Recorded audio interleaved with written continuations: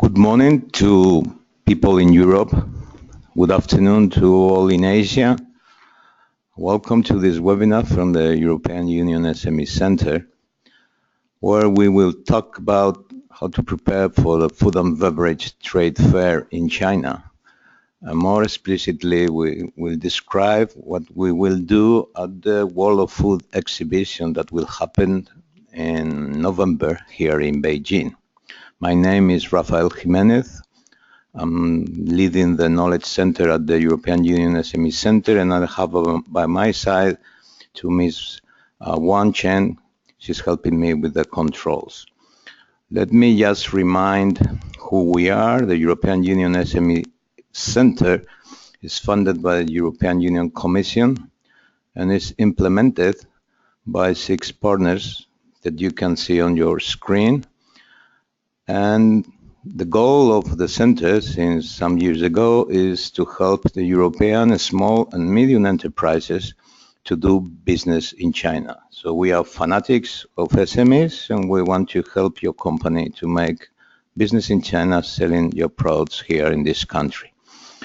All the time you can make questions. You will see in your screen a place to put the questions that we can answer at the end or during the presentation if we consider it's a question that is interesting for all the audience. So please feel free to ask whatever question you have, because we are here to help, and we understand some of you could be quite experts, while others could be first time they are considering to put the food stuff or the spirits or the wine or the drinks into the Chinese market. So again, feel free to ask any question anytime. What is the agenda for today? I will tell you first what European Union's SME Center can do for you, why we have a pavilion at the World of Food exhibition. You have heard also this summer a lot of news about the Chinese economy and China situation in general.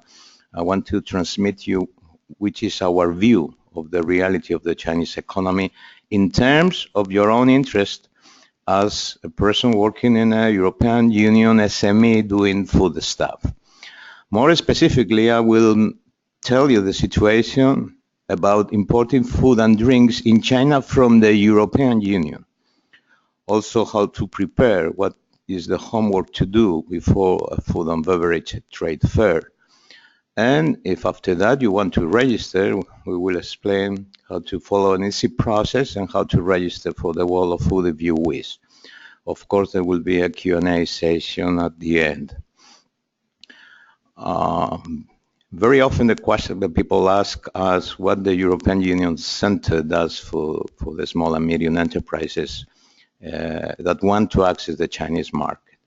First of all, just registering into our website, which is for free, you can have access at very deep reports about different industry segments.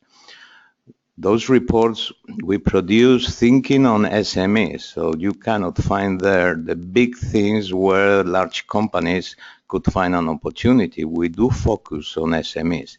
We understand what the small and medium enterprises need, and we put in the reports where to sell, which channels to use, how to proceed, etc. We also understand you don't have in-house staff to collect all the guidelines about how to certify your product, how to comply with the Chinese law, with the taxes, with customs, etc. We do for you. So you have in your hands all the information you need to make sure that your product will be imported into China correctly. We do produce webinars. Again, I insist this is for free. So you can listen to experts about several subjects. You can see on your screen a webinar we delivered by the spring explaining how to export dairy products, not only milk or infant formula, also yogurts or cheese, which is more and more demanded in China. China is a country of many exhibitions. But we do not hand out only a list of exhibitions. We tell you, depending on the category of your product, which is the best exhibition for you to attend. We are going to talk today about the World of Food exhibition, but this is mostly for packaged food. If you are in the, let's say, seafood industry, I would recommend instead to attend Chinese fisheries in Qingdao or Dalian. Or if you are in the bakery industry, well, there is an interesting event that happens by May, if I remember well. On top of these reports, guidelines, webinars, etc., also for free, you have the opportunity to ask your question to an expert all the time. So if you register into the center, anytime you have a question, you can ask the expert and it will be responded to you directly. Before we progress, let me tell you why we decided to create a pavilion at the World of Food exhibition. There are several effective exhibitions in China, mainly in Shanghai, like Xiao or Food and Hotel. One is more general, the other one is more focused on the on-trade. However, China is a very large country, it's the size of the United States. So the northern region was not well covered until last year. That appeared this exhibition called World of Food. We attended, we checked, it was successful. We believe it's needed in northern China. And actually, we will have already some people that have booked the booth, although they are working in Shanghai, but they want to extend the activities to northern China. So this, maybe we will be in other places in the future. We are considering it. But you have to think that we serve all 28 member states, and not all of them have the opportunity to attend to national pavilions, which also focus on big food companies. So this is one of the reasons, and also the demand of the Chinese citizens for food and beverage from Europe, mainly because they trust the quality. They consider safety is an important issue for food and beverage in China. And it's an enormous opportunity to exhibit in a large portion of the country, in the northern part, and to get in touch with partners that we will introduce to the exhibitors. One frequent question we receive is what's going on in China in terms of economy. If you are considering to start doing business in China and selling your food stuff or your spirits. Let me share with you that despite all news, I can use the example of the Chinese yuan currency. There was a lot of noise during August because the yuan had been devaluated. But if you actually look into the comparison of the yuan against the euro 1 year ago, you can see that the yuan is stronger. Actually, the yuan has been stronger all this year versus the years before. So Chinese importers have in hand actually more money to buy products from Europe. I wrote an example this morning where a bottle of wine imported from Europe, ex-work 4 euros, had a cost for the importer once landed in the warehouse in any Chinese city of about 50 renminbi. That was 1 year ago. Today, the same bottle, even with the devaluation of the yuan in August, is 45 renminbi. So the European industry of SMEs in the food area or drinks area is in an excellent situation in terms of exchange rate to continue selling the fantastic products of the European companies to China. More in general, what's going on in China? Well, the country's been growing at very high rates. Now it's not growing 10%. Now it's growing 7%. Well, still growing 7% means to add to Chinese economy in terms of GDP, something like the economy of Belgium every year. What is happening is a transition from an economy based in infrastructure and urbanization, shifting to consumption services, and where the consumers will take the lead of the growth of the country. The inland China is growing at a faster rate than the eastern areas or the northeast areas, and we can see this from the number of the disposable income of households in the western provinces.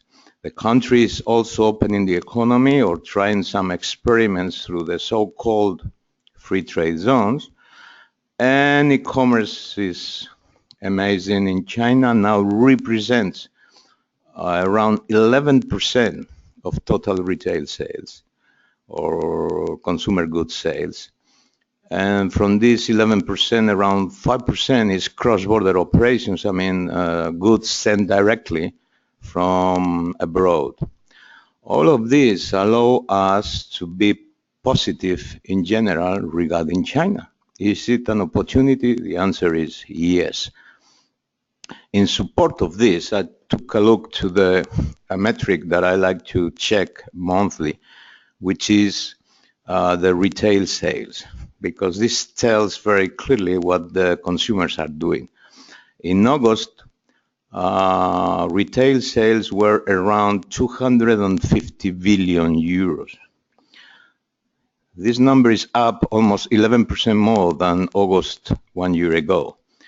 So whatever the news you're receiving from China, the reality is, in terms of consumer goods, that sales are growing and the demand for imported products is growing too. I say this to encourage you to take a careful look to opportunities for your products in China. I said at the beginning that I would also tell you, and I remind you to make questions if you wish all the time, what's going on in China regarding food and beverage. I made some numbers for the first half of this year, numbers food and beverage, and numbers from the European Union, not numbers from all the world or other industry. The exports from the European Union had been already more than 4,000 million euros, around 4,200 million. It is possible that the European Union reaches this year 10,000 million euros. 10 billion euros is a good mark and would be a record for the European Union. Look the growth year on year. Almost 50% is something, depending on the sources, our numbers say 47%, some other numbers say 49%, but year on year is almost 50%. You all will agree with me that the 50% growth of imported food and beverage stuff from European Union in China deserves to take a look to opportunities into the Chinese market, whatever is your product. The reason for this is, well, safe food is something that Chinese consumers demand, and they have a strong perception that the food imported from Europe is safe. But it's not only that. The consumers or the middle class is being more demanding and demands more variety of products. Before, they could see just one bottle of wine on the shelf. Now they want to see 10 different brands. The same for olive oil or for meat stuff. So I want to stress that this demand for more variety of products is happening across all categories, which is good for the European companies, which usually are accustomed to compete in a very competitive environment where on the shelf of food and beverage products, there are not only one brand, there are 5. So European companies know how to compete, and this is happening now in China, and it's good for companies with expertise in that type of competition. I'll just compile some information also this morning. I took a look into the sales of a product category, wine. Well, you can see what happened in the first 6 months. Everyone is talking in Europe that China stopped buying wine, and the shopping spree of wine in China was arrested because the crackdown on corruption. The reality is this was good for the market in terms of being more professional. It is true that thousands of importers disappeared, but the channels are more professional now. And after 2 bad years, the market recovered. Look to the numbers. It is again feasible that the European Union will reach this year over 1 billion euros of exports of wine to China. And it is not only the wine countries like France or Spain or Italy. You can see there are other countries like the excellent wines from Germany. Actually, we have at the pavilion German producers of excellent wine, which is not Riesling, it's a different region, and wants to extend the activities in the northern area of China.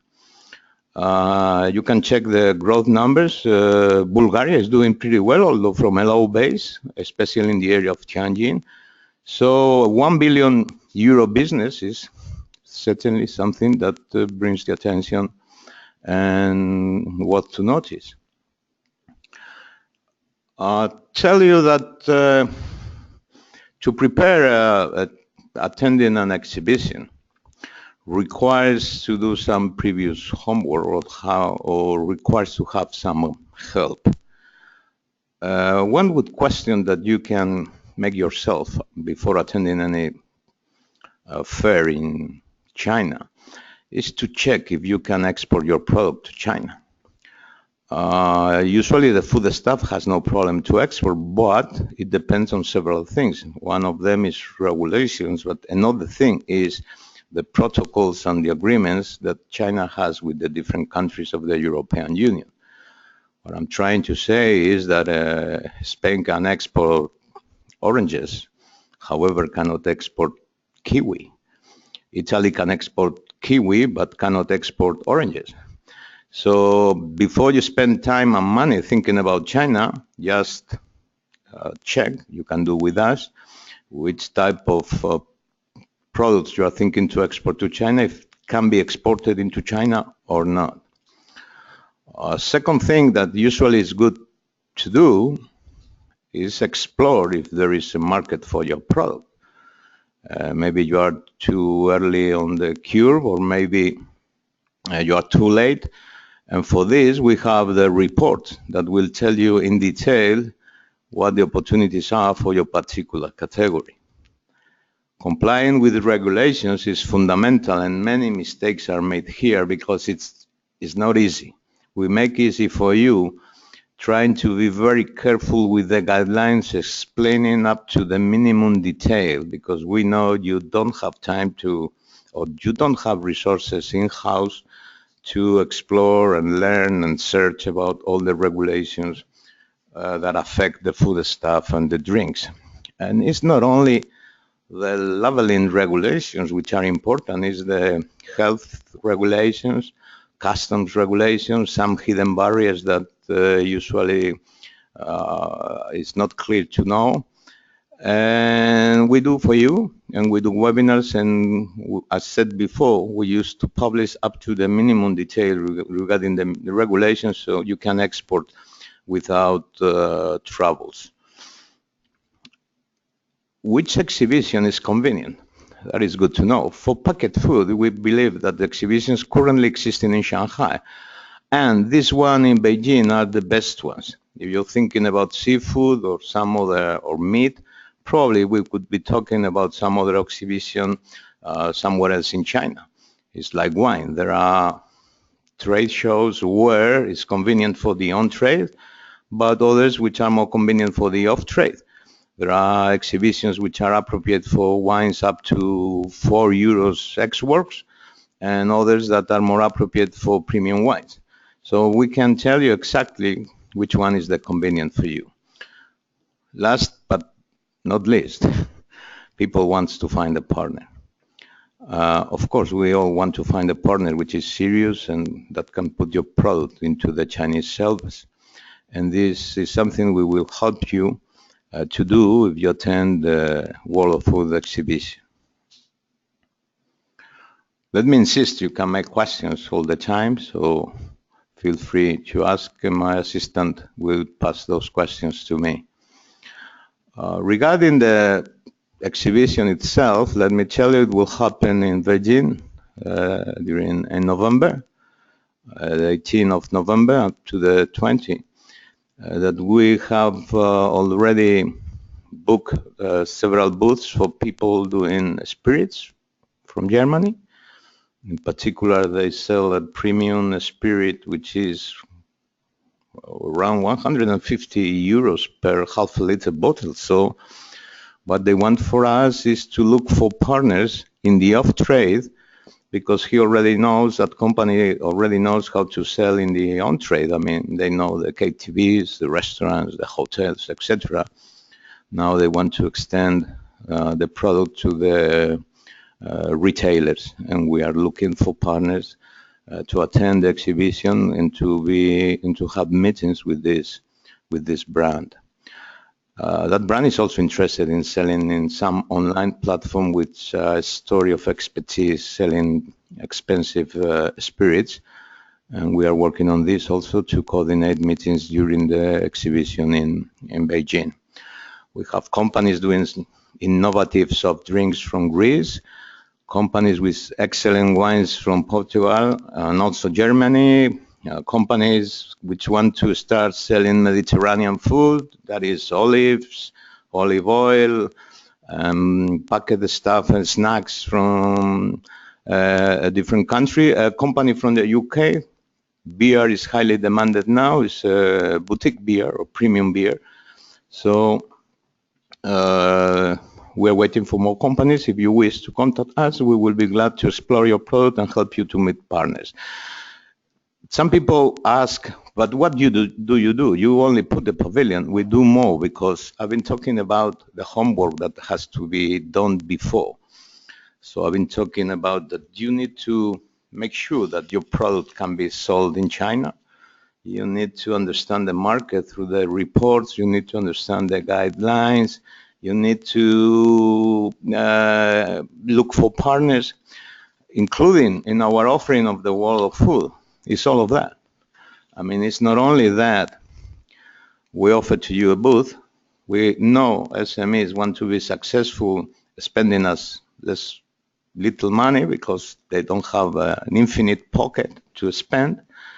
So what we deliver during the exhibition is the booth under the European Union flag, which will attract, I'm sure, the attention of all visitors. We will, previous to the exhibition, give you a full training on your particular category of product and how to sell it in China. And we will look for partners. For that, we need to know the category of your products, because you might be interested in partners in the on-trade, partners in the off-trade, or maybe your product, the best way to sell and market in China is through some existing online platform. Or it might happen that the recommendation is, listen, you could sell this cross-border directly from your own country. So depending on your product and the category, we will look for you the convenient partner in the different sales channel. We will advise you, including during those days, by the experts on the guidelines for your product. So maybe you are from Austria, which recently signed a protocol with the Chinese government to sell meat. It's not finalized yet, but maybe you are thinking to sell Austrian ham in a package. We can start talking about the guidelines to not to have troubles in customs, and we can start talking about partners interested in putting on the shelves the Austria ham, which is somehow similar to the Parma and very good, by the way. I received a question here where a person asked if the world of food is helpful to find a franchisee partner. Uh, Usually the visitor of this type of exhibitions are either importers or retailers and even the on-trade looking for new categories of products. For specifically looking for a franchisee or I would recommend to contact the USME Center, and we would let you know and other ways to find the right organization. The channel to find the right organization is a bit different than the trade shows. Otherwise, you are always cordially invited to visit us or to visit the Wall of Food exhibition and talk about this. I said that the price in the package that you can see at the bottom, it does not only include the space, but looking for the partners depending on the category of your products, giving you the training on the guidelines about the category of your product, training about the market for your product, and we receive many tricky questions and many excellent products which have a specific sales channels. And not only that, we do the follow-up during 1 month. What I mean is very frequent that exhibitors talk to a lot of people, receive a lot of name cards, they write many things when they return back to Europe. There is a lot of confusion regarding who is who. And in a trade show of this type, there are very honest people visiting the booths and also other people not so honest. So during the follow-up, we will try to distinguish who's who. We will do a small due diligence to verify the contacts to make sure that they are real companies and not potential counterfeiters. And we will help you to continue the relationship in the 4 weeks after the event so you can progress later on your own. We believe it's a good opportunity because, as said before, different countries up to 5 from Europe will have their own pavilions. They host large and small companies. We are in touch with them. But certainly the name of Europe will attract most of the visitors, professional visitors to the exhibition, because the Chinese trust the food and beverage industry of Europe. One of the attendees to this webinar is asking me which are the main shows for wines up to 4 euros. I would recommend one which happens in Yihaodian, and usually is where people selling wine in volume likes to go and close business quickly. But if that person writes to us, I will give not only the Yihaodian reference, but some others I consider interesting for wines on the low end. Brand issues, a frequent question. What happens in China with the brand? This is important. I'll give the rationale behind the problems with the trademarks in China. China uses a system which is first to file. That means that if today I go and I register your brand, which is not registered before, and I'm awarded after 18 months or 2 years with that brand, unfortunately for you, the trademark belongs to me. So I encourage all of you, if you think to make business in China, to consider to register your trademark in China. There is an additional reason to consider to register your trademark in China, even if you don't plan to sell to China. Because it might happen that someone is importing your product through some other channel and might be selling already your product in China, and you don't know. Or there is someone that waits for you to come to China and is occupying the name of your brand, thinking that sooner or later you will come here. Or, this is the worst case, you start selling, you don't register, but after 2 years you discover that someone sends to you a letter saying you are not legally using my brand. So please pay attention to register your brand.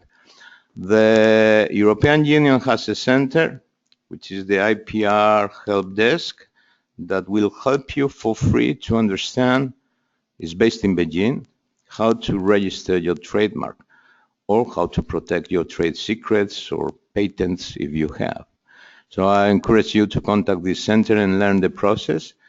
It is now easier if you register in your own country through the Madrid process, but I will not extend more on this. I just encourage you to contact the IPR help desk in Beijing, and they will give you extremely detailed information on how to proceed with the trademark.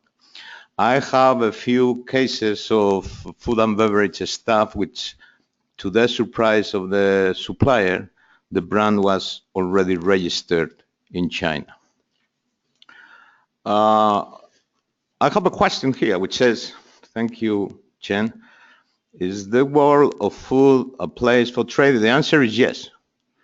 So I encourage you, whoever is doing this question, to consider to attend the event or to send to me a message and we can talk a bit before taking your decision. I will try to help you to understand fully what the opportunities are. Let me continue or summarizing saying that I recommended before attending any trade fair to understand first if your product can be sold in China, to understand the market, to know the guidelines, and to know how to find partners. Basically, the offering we are doing today is to offer to you a space at what we consider is a relevant exhibition for packaged food and for drinks, including all these things I told you before, including the knowledge of the market.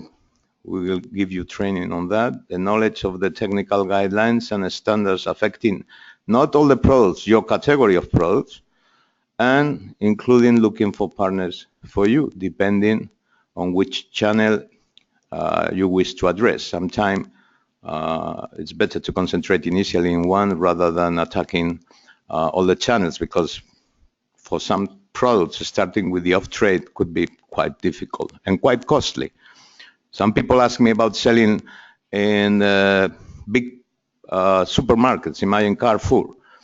And it's not only entering there, it's also considering that a small organization invoicing to Carrefour, which have more than 100 centers across China, and requires from the supplier to invoice in Chinese to those 100 centers independently and consolidate the invoices. I would recommend first to start in a different way, and when you feel more comfortable with your operations in China, to start attacking or convincing large retailers to have your products on the shelves. What if you want to register? Well, you will see in your screen very soon how to proceed. You can access the links that you can see on your screen or enter into our website where you will find easily how to register, write an email to the address that is below your screen, or contact me, Sam Tang, where you can see on your screen the address, email address, and the telephone number, and discuss the procedures, which are easy, and agree, because we are running out of space, if you want to come to China.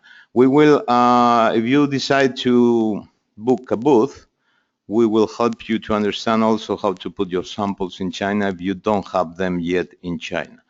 You have to follow a careful procedure because regulation on food and beverage are strict in China. Other than that, I would like to pass to the question section, where I would be pleased to answer any question that you might have. And thank you, Chen. There is another question now from someone while I wait for more questions from the attendees. From which regions importers to import Shanghai, Guangzhou, Shenzhen, Chongqing? Okay. You will find in this exhibition or national distributors or northern China distributors and partners. The national ones are very difficult to convince about your product, but we will introduce you to them anyway. What is more interesting is if you tell me your category of product, I will focus exclusively on those distributors that I know are looking for that category of products. So don't trust you will find a supranational distributor. That thing does not exist in China other than organizations like COFCO or Fosun or the very large companies, and they have their own scouting through Europe looking for the products they need. But China, as said before, is an enormous country, difficult to cover, and there are opportunities all across the country. And I'm sure Beijing will be a place visited by potential partners and distributors in other areas like Chongqing, which is in the west. So I encourage you to consider to start in a northern area. Like many years ago, the people decided to start Shanghai. But Shanghai is a very mature market, it's more difficult. Maybe if you're thinking about China, you could start up in the north where the business is as good as in Shanghai. A person asked a very, very interesting question, which is, if we can put an example of a markup structure for a bottle of wine. Yes, I can. Usually you can expect that. Imagine €1 export wine, to put an example. That landed in the warehouse after taxes will be €1.6. If you sell to, you are imported, you want usually 25%. So that is transformed in, you have to multiply by 1.3. And if it follows another step, another 1.3. At the end of the day, you can expect to transform, this is a rule of thumb, to transform €1, you have to multiply by 30 or 40, and you have the prices in yuan on the shelf. Example, €4 export, okay? That is 40 times 160 yuan on the shelf. You can use this as a rule of thumb in China today. And you can have an idea on which is the markup. So remember, 40 times the export price, and you transform the export price in euros onto the yuan price on the shelf. Another question, how large is the margin of distributors on F&B? Well, don't expect, they try to sell at the maximum possible price, and you would find that the same bottle of wine from the same distributor, it is marketed 335 in Beijing, and you move into, let's say, Hefei, which is an inner province, and you find in the same shop of the same distributor that wine at 400 yuan. Why is this? Because in the past, this is not happening so often now. In the past, people like to bargain on the prices of the wine.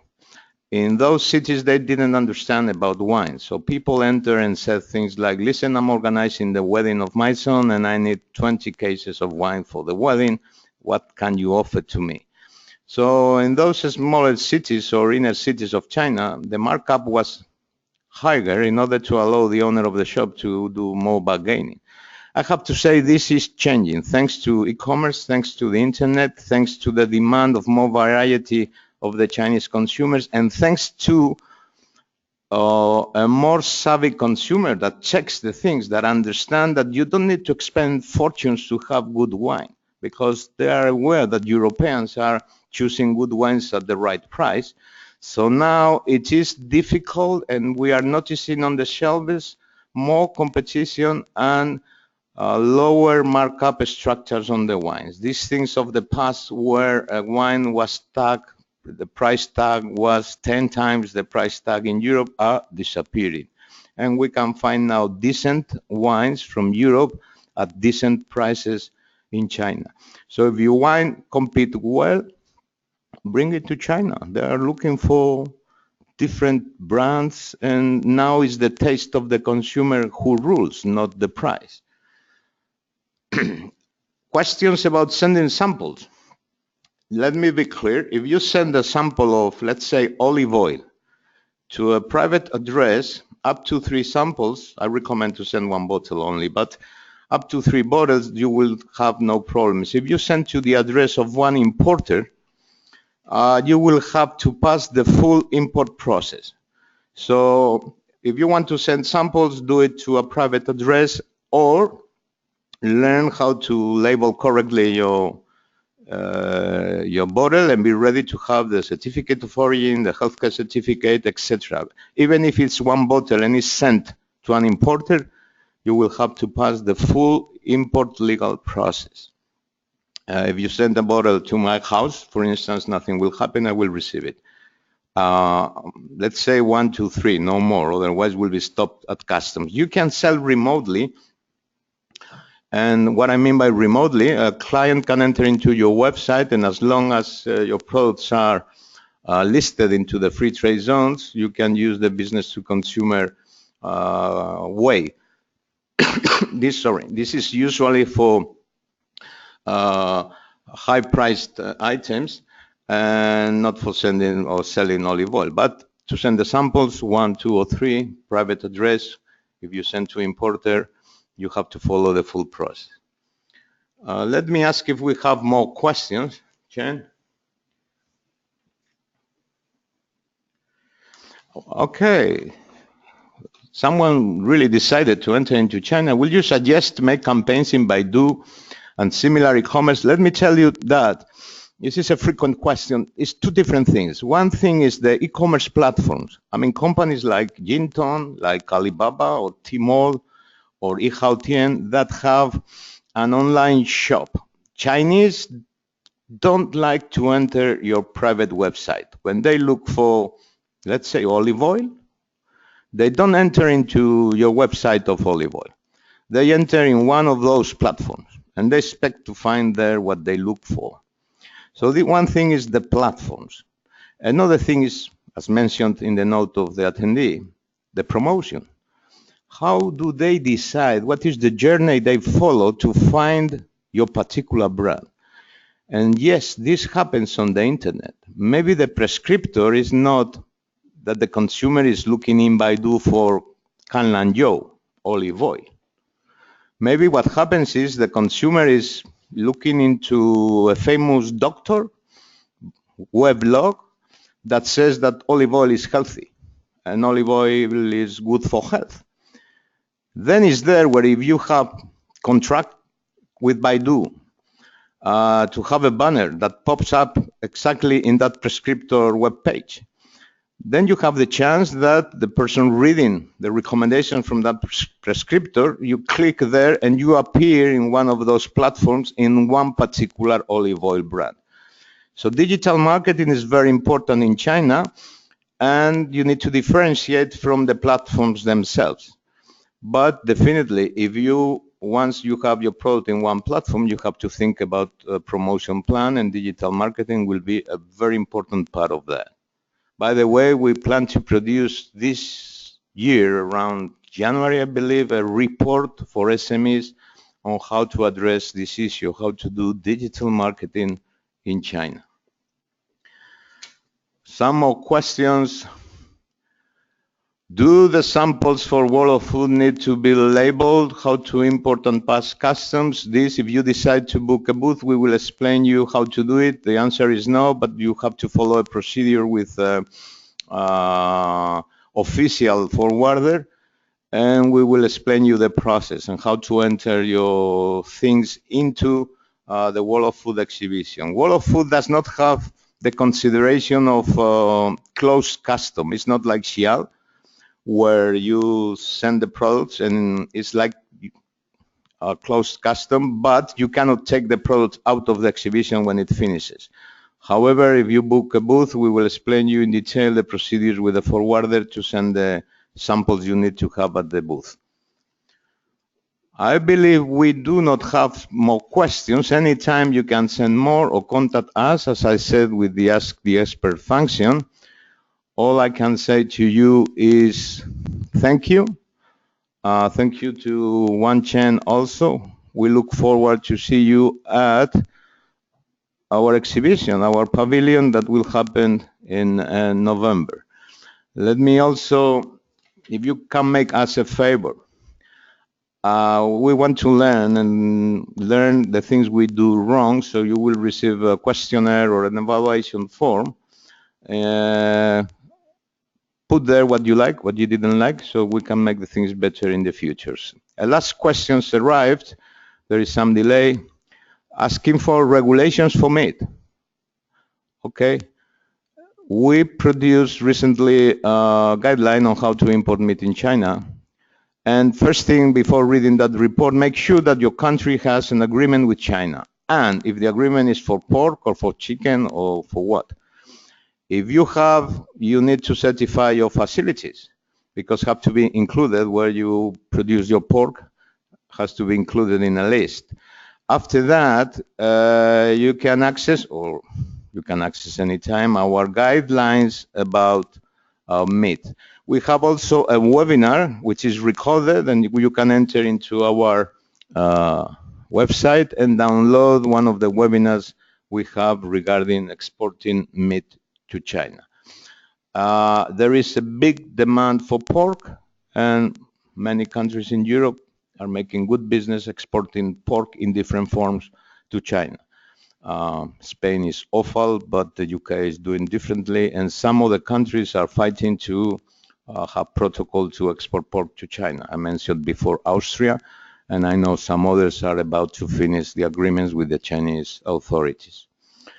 This is all from our side. I want to thank you and visit us at our pavilion in the World of Food. Thank you very much for your time.